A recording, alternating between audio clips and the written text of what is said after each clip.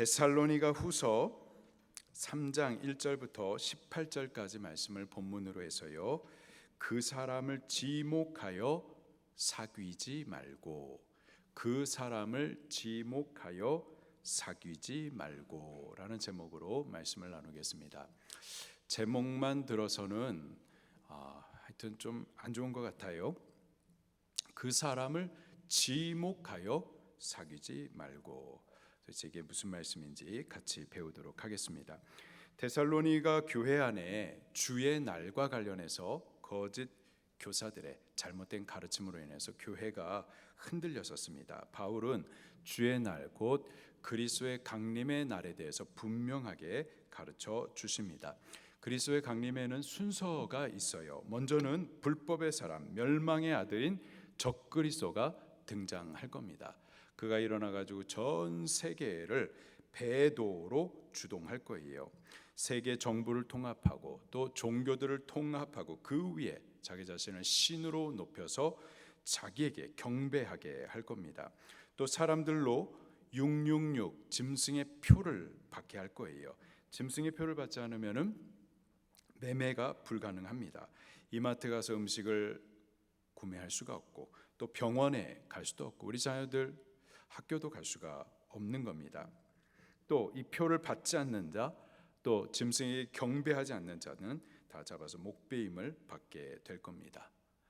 그러니 사람들이 두려워하거나 혹은 미혹돼서 짐승의 표를 받고 그 짐승에게 경배하는 등 전 세계적인 배도가 일어날 거예요.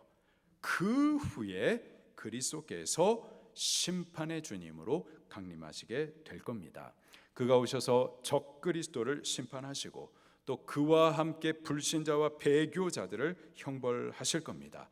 한편 끝까지 진리를 붙드는 남은 자들, 끝까지 믿음을 지킨 성도들은 주 영접의 부활로 일어나고 호련히 변화되어서 함께 공중으로 휴거되어서 어린 양의 혼인 잔치에 참여하게 될 거예요. 천년 왕국에서 주와 함께 그 영광에 이르게 될 줄로 믿습니다.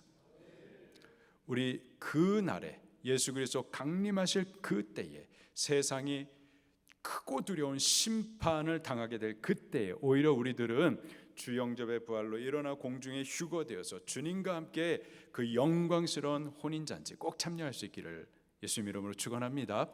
지상의 교회는 바로 그날에 그 영적 교회를 예표하는 거예요. 우리가 여기서 함께 모여가지고 같이 교제도 하고 예배를 하지만은요, 그러나 궁극적으로는 우리 주 예수 그리스도 다시 오시는 그 날에 저 하늘 위의 교회에서 다시 만나셔야 돼요. 여기서는 우리가 교제하는데 그 날에 보이지 않으면 이거 정말 큰일 나는 겁니다. 우리 천국교회에서 꼭 만나야만 할 줄로 믿습니다. 자, 그렇다면은 주 강림의 날에 크고 두려운 심판과 함께 영원한 영광에 이르게 될 것을 우리가 알았는데, 이제 성도로서 이 땅에 사는 동안에 주의 날을 준비하면서 어떻게 살아야 하느냐 말이에요. 바로 그것을 본문 말씀에서 바울이 결론적으로 가르쳐주고 있습니다. 두 방향을 두고서 가르치세요. 첫 번째로는 세상을 향하여서 복음 전도의 필요성에 대해서 가르쳐 주십니다. 한 사람이라도 더 복음 증거해 가지고 주 예수 강림하실 때 심판받는 자가 아니라 함께 구원에 이르도록 열심히 복음 전도해 줘야 될 이 복음 전도의 필요성에 대해서 가르쳐 주십니다. 또 다른 한편으로는요, 교회 안의 성도를 향하여서 복음 순종에 대해서 강조하여 가르치세요. 세상을 향해서는 복음을 전도해 주지만은 우리 교회 성도들을 향해서는 복음을 순종해야 될 것에 대해서 강조하여 가르쳐 주십니다. 이 두 가지가 그리스도의 강림을 준비하는 성도된 우리들이 이 땅 사는 동안에 살아가야 될 삶이고 또 행해야 될 사명인 겁니다. 먼저 1절부터 3절에 바울은 이 세상을 향해서 복음 전도의 필요성에 대해서 강조하여 가르치십니다. 1절입니다. 시작. 끝으로 형제들아, 너희는 우리를 위하여 기도하기를 주의 말씀이 너희 가운데서와 같이 퍼져나가 영광스럽게 되고 우리를 위하여서 기도하라. 여기서 우리란 1장 1절에 바울과 실로아노와 디모데를 말합니다. 그들은 바울의 2차 선교 여행 선교 팀원들이었었죠. 복음 전도자들입니다. 바로 그들을 위해서 기도하라 강권하고 있어요. 우리 교회는요, 복음 전도자를 위해서 기도하셔야만 하는 겁니다. 목사를 위해서 여러분 기도해 주셔야만 하는 겁니다. 그들을 위해서, 그들을 통해서 복음이 권세 있게 선포되도록 복음의 비밀이 열리고, 그래서 듣는 자들이 그 복음을 믿고 구원을 받고 새 생명을 받아서 주를 예배하는 삶을 살아갈 수 있도록 우리와 함께 저 영원한 천국을 잘 예비하였다가 주 예수 그리스도의 강림의 때에 함께 휴거되어서 주님을 영접할 수 있도록 복음이 선포되도록 위하여서 기도하셔야만 하겠습니다. 여기서 기도하라라는 이 단어는요, 현재 명형형 동사입니다. 해석을 어떻게 되느냐? 기도하되 계속 기도하고 라고 해석이 되는 거예요. 기도하되 한 번이 아니라 계속 기도하고, 교회는 복음 전도자를 위해서 기도를 하되 한 번이 아니라 계속 기도를 하고, 목사를 위해서 기도를 하되 한 번이 아니라 계속 기도해 주셔야만 하는 겁니다. 아멘. 그렇다면 목사를 위해서 기도하되 복음 전도자를 위해서 기도하되 무엇을 위해서 기도해야 할까요? 첫 번째로는 복음 전도를 위해서 기도하셔야만 하겠습니다. 1절에 바울이 말하기를 주의 말씀이 너희 가운데서와 같이 퍼져가고 또 영광스럽게 되고 퍼져 나간다. 천천히 전달되는 것이 아니라 빠르게 확산되는 것을 말합니다. 이 복음이 힘있게 선포가 되도록 강력하게 역사되기를 위해서 기도하라라는 거죠. 복음이 선포될 때 귀신이 쫓겨나고 병든 자가 치료함을 받고 우울증이나 공황장애나 또는 중독 이와 같이 묶여있는 것들이 자유와 해방을 얻어서 다 풀어지고 그 은혜를 기뻐하며 찬송하고 또 그 체험한 그들이 만난 예수 그리스도 복음을 또 저들이 나가서 전도하는 등 복음이 힘있게 빠르게 전파되도록 위해서 기도해 줘야만 하는 겁니다. 너희 가운데서와 같이 데살로니가 지역에서와 같이 그렇게 퍼져가기를 위해서 기도하라. 데살로니가 지역에서 바울이 복음을 증거할 때에 복음이 힘있게 퍼져 나갔었어요. 바울이 3번의 안식일에 그 회당에서 복음을 증거했었는데 3번 증거했었는데 그곳에 교회가 세워질 정도로 복음이 힘있게 또 빠르게 효과적으로 그렇게 증거되었었던 거죠. 주의 말씀이 너희 가운데서와 같이 데살로니가 지역에서 힘있게 증거된 것과 같이 다른 지역에서도 빠르게 힘있게 효과적으로 퍼져나가서 영광스럽게 되도록 기도하라라는 겁니다. 우리도 기도하십시다. 우리 수지방주교회 기도하십시다. 복음 전도하는 일들을 위해서, 목사를 위해서 기도하십시다. 목사의 입술에 복음이 권세 있게 능력 있게 선포될 수 있도록, 또 복음을 증거할 때마다 복음의 능력들이 드러나고 구원의 역사가 힘있게 일어나도록 기도해 주세요. 기도하되 한 번이 아니라 계속 기도하기 없기, 기도하기입니다. 기도해 주시기를 바랍니다. 두 번째로 복음 전도자 목사를 위해서 기도하되 복음을 대적하는 이들로부터 보호를 받을 수 있도록 또 기도해 주셔야 하겠습니다. 2절입니다. 시작. 또한 우리를 부당하고 악한 사람들에게서 건지시옵소서 하라. 믿음은 모든 사람의 것이 아니니라. 믿음은 모든 사람의 것이 아닙니다. 복음을 전해주고 저들이 복음을 듣는다고 그래가지고 모두가 믿는 것은 아니에요. 믿기를 거부하는 이들이 있습니다. 심지어 복음을 대적하는 이들이 있죠. 반대하고 막아서고 방해하는 이들이 있습니다. 바울도 복음을 증거하는 동안에 이러한 경험을 많이 했었죠. 바울은 그들을 향해서 부당하고 악한 사람들이라고 표현을 하고 있습니다. 부당하고 악한 사람들, 그 단어 앞에 정관사를 붙여서 쓰고 있습니다. 특정 집단을 염두에 두고서 말하는 거죠. 아마도 유대인들을 두고서 말하는 겁니다. 바울이 데살로니가의 그 지역에 들어가서 복음을 증거할 때에 유대인들이 일어나가지고 바울과 바울의 복음 전도하는 사역을 방해했었습니다. 막아섰었어요. 시장의 잡배들, 곧 깡패들을 동원해가지고 바울을 대적하고 죽이려고까지도 했었었죠. 바울이 어쩔 수 없이 이제 3주 동안의 복음을 증거해서 이제 막 태어난 어린 데살로니가 교회를 두고 밤에 마치 도주하듯이 그렇게 데살로니가 지역을 떠났었습니다. 그래서 간 곳이 베레아 지역이었어요. 그곳에 가서 또 복음을 증거했었습니다. 베레아 지역도 데살로니가 지역과 같이 복음이 빠르게 퍼져나갔어요. 힘있게 역사가 됐었습니다. 그랬더니 또 데살로니가 지역에 복음을 방해했었던 그 유대인들이 이 소식을 듣고서는 데살로니가 지역에서부터 베레아까지 또 넘어와 가지고 바울과 바울의 이 복음 사역을 또 막아섰었던 거죠. 바울이 또 쫓겨납니다. 쫓겨나서 아덴 지역으로 넘어가죠. 이렇듯 복음 전도하는 동안에 부당하고 악한 사람들이 일어나서 대적하는 일들이 있습니다. 때문에 바울이 기도해야 된다. 기도해 달라고 그렇게 요청하는 거고 교회는 때문에 기도하셔야만 하는 겁니다. 우리도 기도하십시다. 복음 전도자를 위해서, 목사를 위해서 기도하십시다.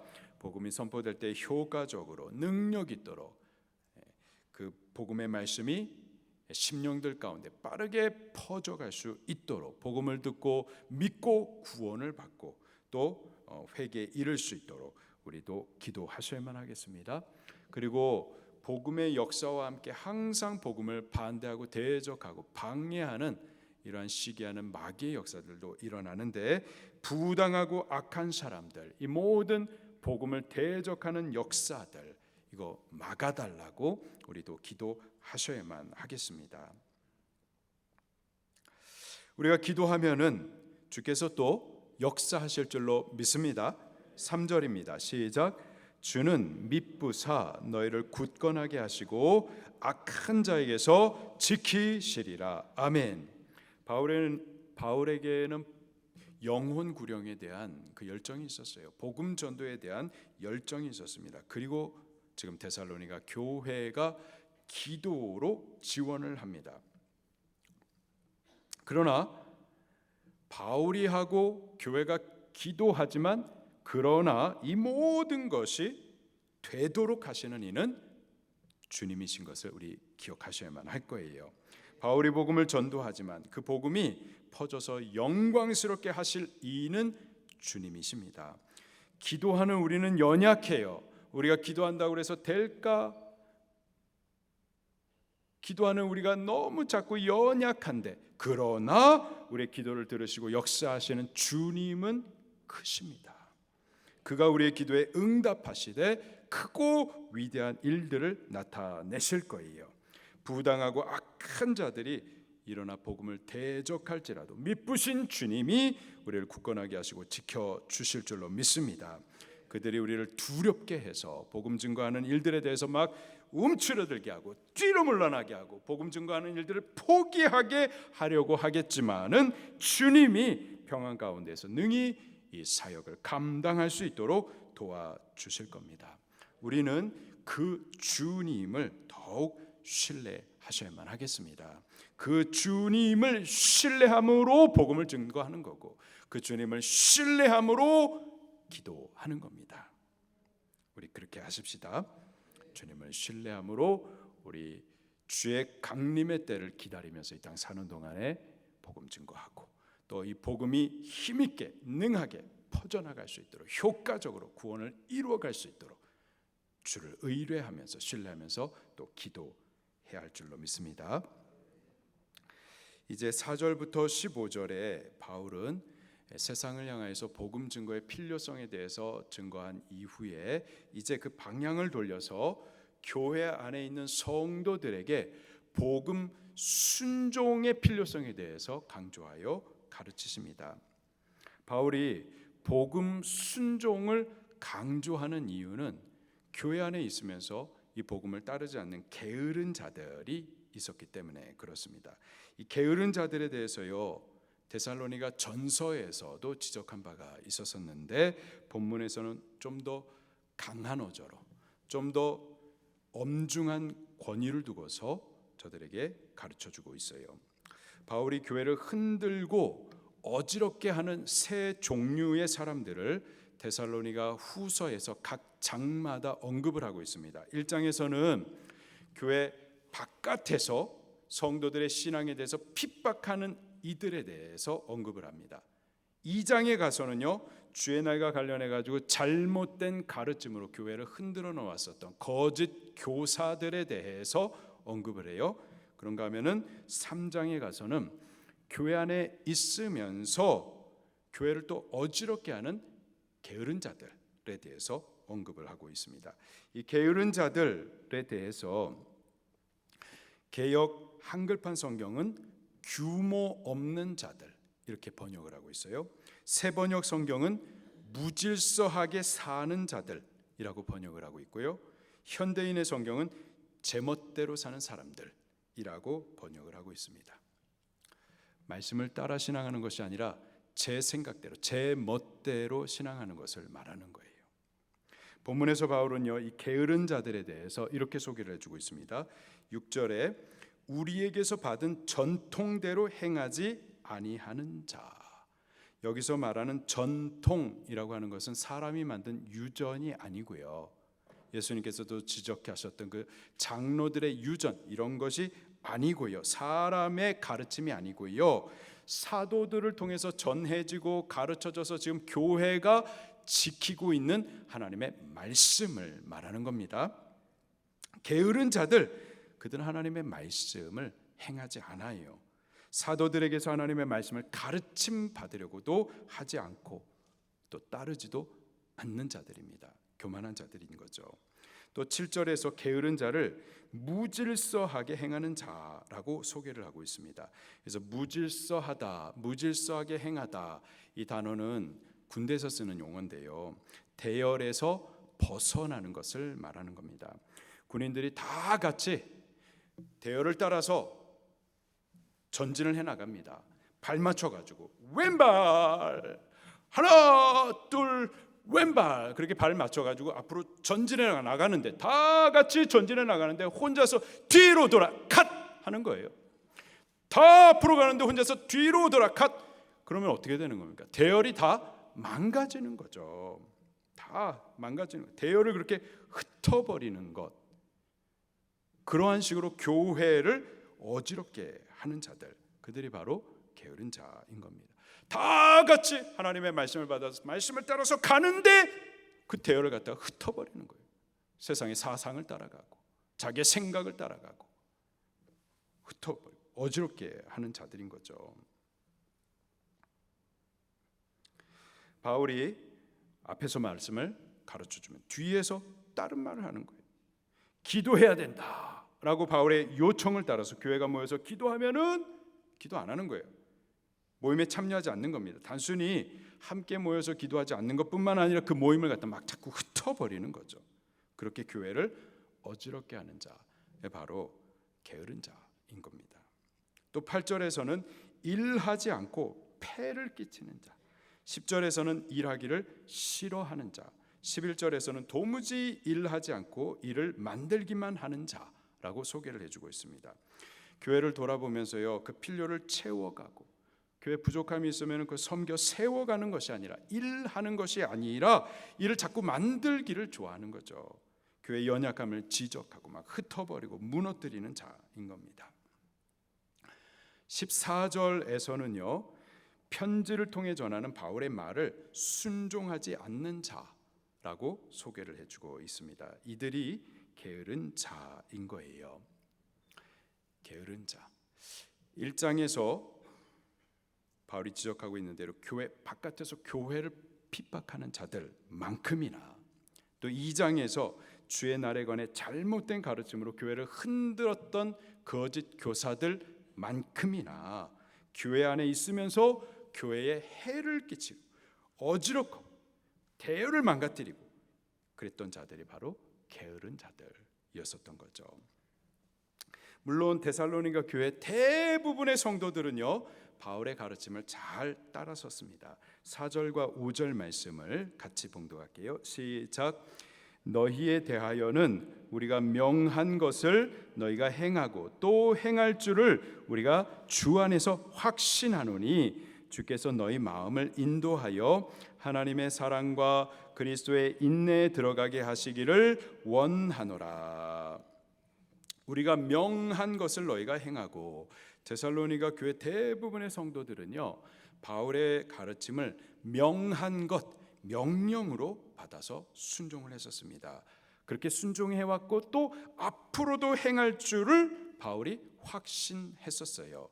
대부분의 성도들은 그렇게 말씀을 받는 대로 명령을 받아 순종했었습니다. 이에 비해서 게으른 자들은 교회 안에 소수였었어요. 근데 그 소수의 게으른 자들에 의해서 교회 전체가 대열이 막 흩어져 버리는 거예요. 어지러워지는 거죠. 적은 누룩인데 가루 전체를 갖다가 부풀게 했었던 겁니다. 그래서 바울은 이 교회를 흩어버리는, 교회 안에 있으면서도 교회를 어지럽게 하는 이 게으른 자들에 대해서 교회가 어떻게 해야 될지, 어떻게 다뤄야 될지에 대해서 가르쳐 주고 있습니다. 첫 번째로 어떻게 해야 되느냐? 그들을 떠나라 라는 거예요. 6절입니다. 시작. 형제들아, 우리 주 예수 그리스도의 이름으로 너희를 명하노니 게으르게 행하고 우리에게서 받은 전통대로 행하지 아니하는 모든 형제에게서 떠나라. 너희를 명하노니, 명령으로 주시는 말씀이에요. 여러분, 하나님의 말씀을 가볍게 들어서는 안 됩니다. 권면, 이렇게 해주면 좋겠는데, 부탁, 이런 정도로 들어서는 안 돼요. 명령으로 받으셔야만 하는 거예요. 특별히 바울이 어떤 권위를 가지고서 명령하는지를 우리가 보게 되면 그 준엄함이 더욱 느껴집니다. 누구의 권위를 가지고서 지금 바울이 명령하고 있을까요? 주 예수 그리스도의 이름으로 너희를 명하노니. 누구의 이름으로? 주 예수의 이름으로 명령을 하고 있습니다. 자기가 명하는 것이 아니라 주 예수 그리스도의 이름으로, 특별히 예수님을요 주라고 강조를 하고 있습니다. 주 퀴리오스, 무슨 뜻이냐? 왕이라는 뜻이에요. 왕의 이름으로, 왕의 권위를 가지고서 지금 명령을 하고 있는 겁니다. 심각하게 받으셔야만 하는 거죠. 그 명령의 내용을 들어보니까는 게으르게 행하고 우리에게서 받은 전통대로 행하지 아니하는 형제에게서 떠나라. 어떻게 하라? 떠나라. 뜻은요, 교제를 끊으라 라는 말입니다. 같이 동조해주거나 받아줘서는 안 된다라는 거예요. 시험 든 사람 만나가지고 시험 든 사람의 말 듣는 것, 그 지혜로운 것이 아닙니다. 똑같이 시험 들게 되어 있는 거예요. 또 말씀을 반대하는 사람들, 그런 반대하는 말에 동조하는 것, 그것은요 한편으론 바울의 명령을 반대하는 것이 되는 겁니다. 그리스도의 왕권을 불복하는 거예요. 그게 잘못되는 겁니다. 바울은 준엄하게 명령을 하고 있어요. 그들을 떠나라. 그 교제를 끊으라. 말씀을 따르지 않는 그 게으름에 대해서 동조해 주어서는 안 된다라는 겁니다. 우리는 말씀을 따라야지 그 말씀을 반대하는 이들에 대해서 동조하거나 따라가서는 안 되는 겁니다. 그들과의 영적인 교제, 사귐과 친밀함 안 돼요. 그 끊으셔야만 하는 겁니다. 끊어야 그가 회개할 기회를 얻을 수 있는 거고, 끊어야 나도 살 수가 있는 거죠.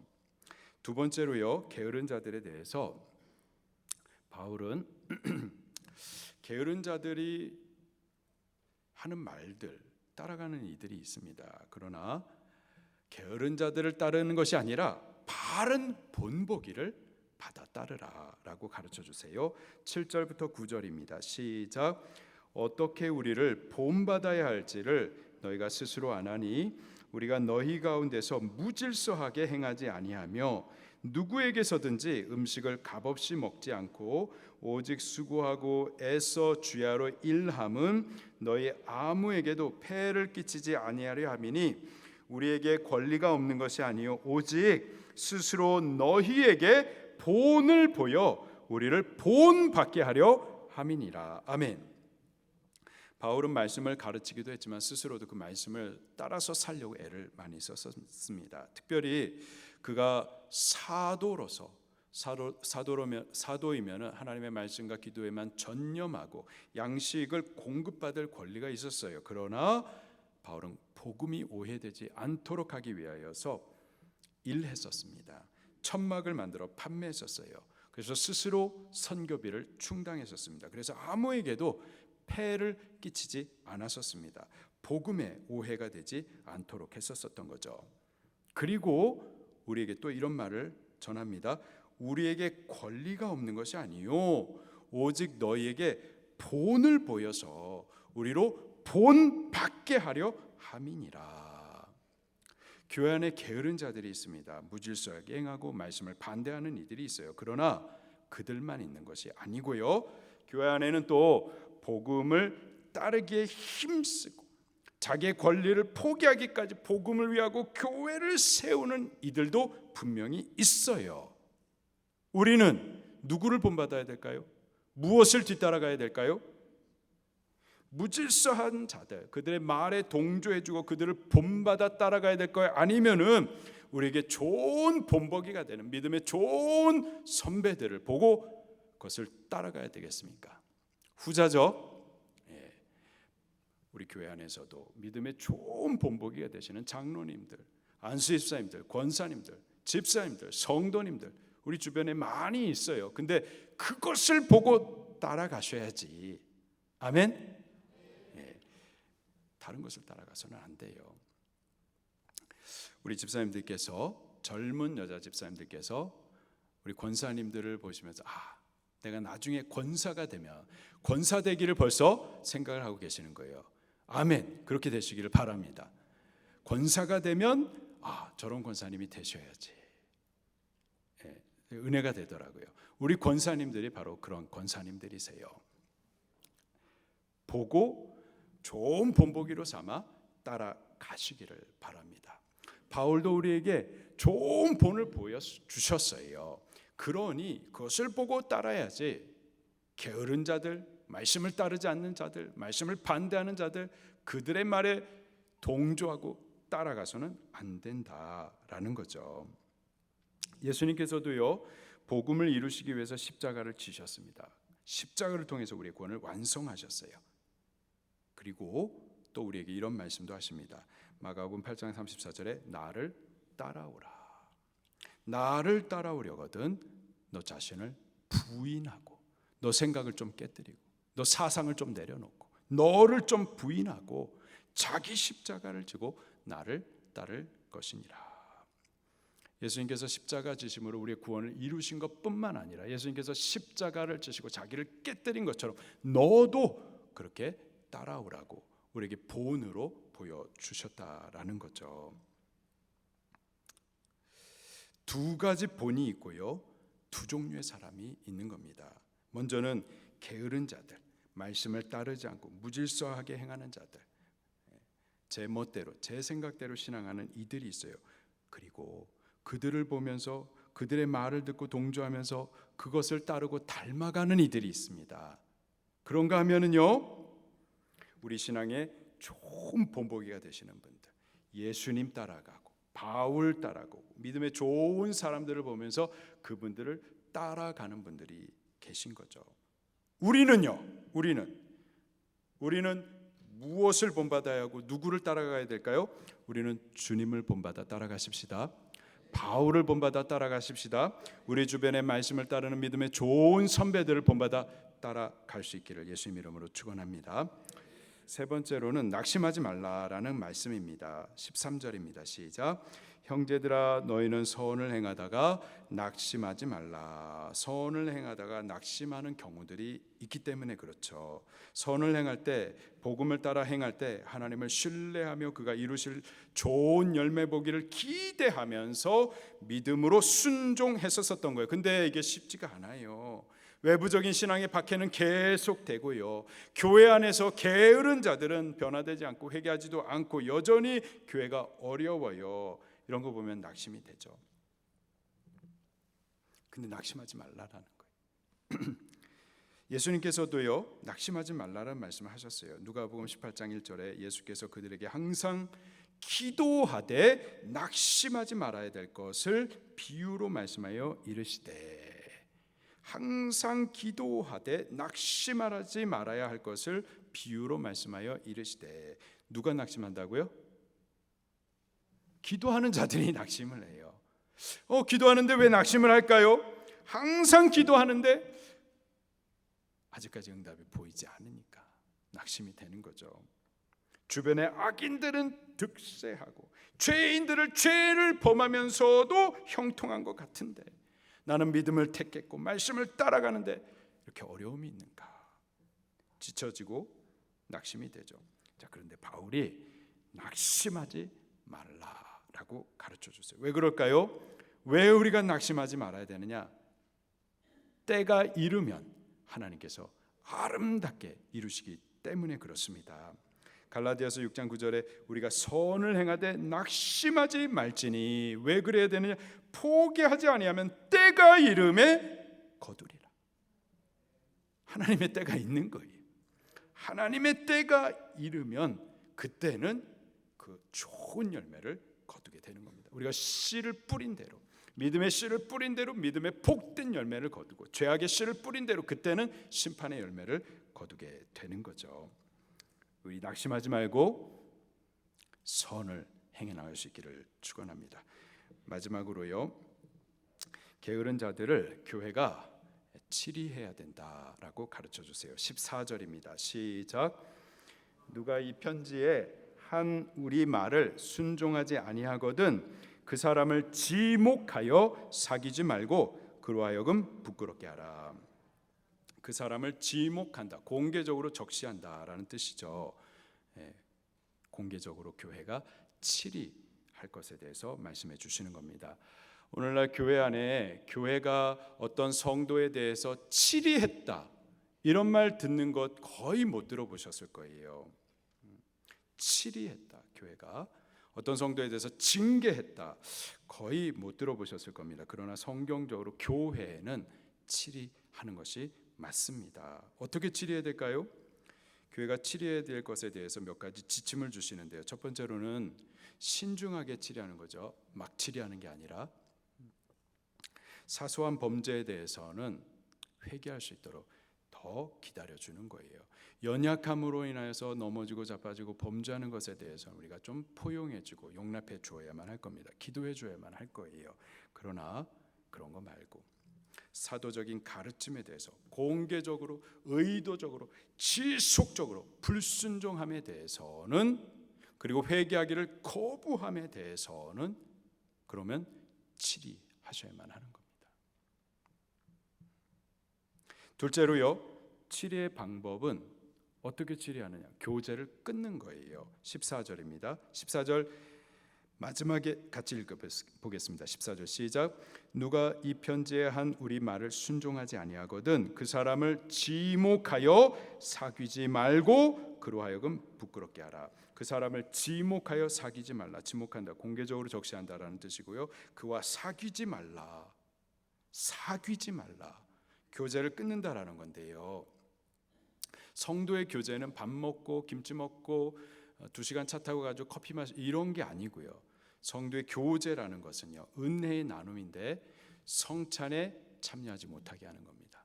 또 예배에 참여하지도 못하게 하는 거예요. 심지어 고린도전서 5장 9절 말씀에 출교까지도 포함이 되는 겁니다. 교회 7일란 성찬에 참여하지 못하게 하고 회개하기까지는, 예배하지 못하게 하고 회개하기까지는, 그리고 출교까지도 포함이 되는 거예요. 셋째로 치리하되 그러나 원수로 생각해서는 안 되는 겁니다. 15절 시작. 그러나 원수같이 생각하지 말고 형제같이 권면하라. 이게 참 말처럼 간단한 문제는 아닙니다. 교회가 치리하지 않는다. 치리하지 못하는 거죠. 왜? 성도님들이 치리를 안 받아요. 성찬 참여하지 못하게 하거나 예배하지 못하게 하거나 출교를 그러면은 그 모든 목적은 우리가 보겠지만 회개의 목적입니다. 회개. 근데 회개하지 않아요. 성찬 못하게 하고 예배 못하게 하고 출교 내가 나가요. 내가. 그리고 내가 나가서 딴 교회 가면 또 영접받거든요. 치리가 안 되는 거예요. 치리가. 어쨌든 치리를 하되 교회는 치리를 해야 되겠고 치리를 하되 원수같이 생각하지 않고 형제같이 권면해야 된다. 형제라고 하면은요. 형제는 관계가 끊어지지 않습니다. 물론 갈등이 있고 좀 붉어질 수도 있고 하지만은 여전히 형제예요. 관계가 끊어지지 않는 거예요. 그렇게 형제같이 대하여서 치리를 하는 거죠. 바르게 잘 되기를 바라여서 그 목적으로. 자, 그리고 마지막으로는요. 치리의 목적은요. 회개에 있습니다. 14절 마지막에 보니까 그로 하여금 부끄럽게 하라. 부끄럽게 하라라는 것은 그로 하여금 죄가 죄라는 사실에 대해서 깨닫게 하고 그리고 그 죄에 대해서 회개하도록 회개에 이르게 함을 말하는 겁니다. 바울의 의도하는 치료의 목적은 바로 그거예요. 공동체에서 제외시켜버린다 이것이 아니라 그것이 아니라 회개함으로 공동체 안에 거룩하게 다시 합하게 되기를 원하여서 치리에 하라는 거죠. 주 예수님 강림하십니다. 그리고 그때에는요 크고 두려운 심판이 있을 거예요.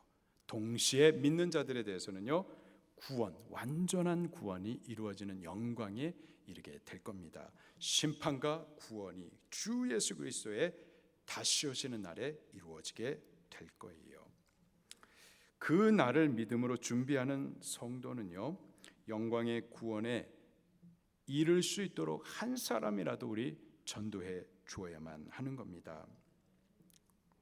이를 위해서 기도해야만 하겠어요. 복음이 선포되되 빠르게 또 효과적으로 권세 있도록 선포되어 줄 수 있도록 또 복음을 막는 모든 이 대적자들 그들로부터 보호받을 수 있도록 복음 전도를 위해서 우리가 같이 힘쓰고 기도하셔야만 하겠습니다. 그리고 교회 안에 있는 우리들은 게으른 자들이 되어서는 안 되겠습니다. 우리는 말씀을 존중히 받고 그 말씀을 따르고 말씀을 통해서 우리에게 본으로 보여주는 자들을 따라 닮아가면서 그래서 예수님 다시 오실 날을 잘 준비해야만 하겠습니다. 그런 교회가 될 수 있기를 예수님 이름으로 축원합니다.